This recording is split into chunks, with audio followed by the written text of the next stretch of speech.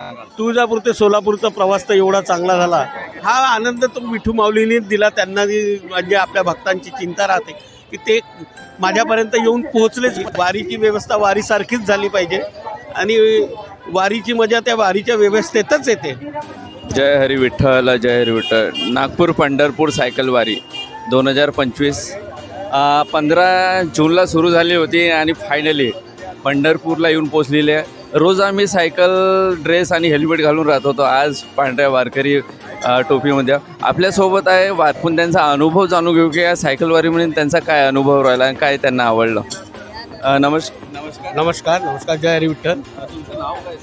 माझं नाव अरविंद उमेश महाकाळकर, आणि कुठे तुमचं नागपूर. आणि तुमचा व्यवसाय काय? माझं मेडिसिन शॉप आहे. ओके. आणि तुमचं वय किती? माझं 51.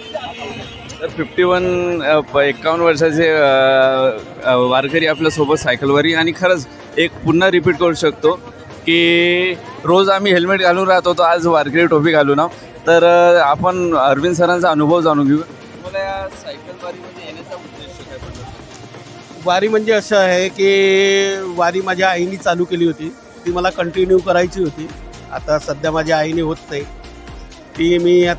ती पायी करायची, मी आता सायकलने करत आहे.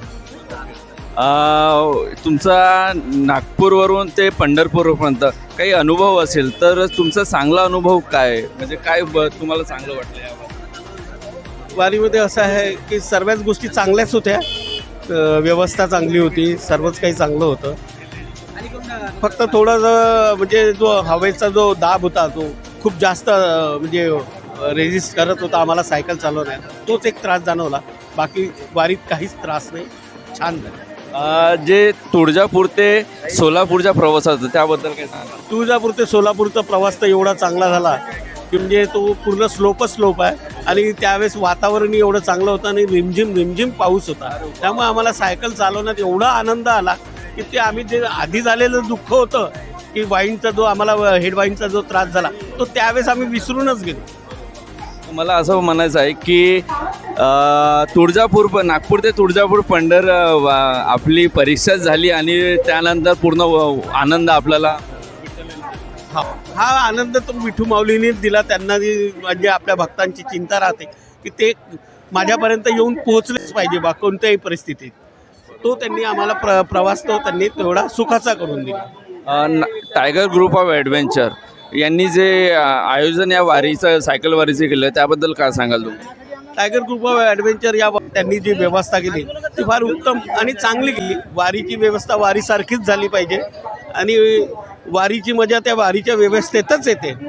त्यामुळे त्यांनी जे व्यवस्था केली, जेवणाचं आमचं सर्व चांगलं झालं, नाश्ता चहा पाणी, राहण्याची सुव्यवस्था झाली. जो माझा हा ग्रुप आहे ABC प्युअर फिट कोच, जो फिटनेस आणि हे पोस्ट करत होते, तुम्हाला फॉलो करायला आवडेल? बिलकुल आवडेल. आपण सायकलिस्ट आहो, हेल्दी आहो, फिट आहो, तर या व्यतिरिक्त आपल्याला हेल्दी आणि फिट राहण्यासाठी काय मेसेज देऊ इच्छिता? हेल्दी आणि फिट राहण्यासाठी माझं म्हणणं असं राहील की रोज सकाळी कमीत कमी 1 तास तुम्ही आपल्या हार्टसाठी द्या.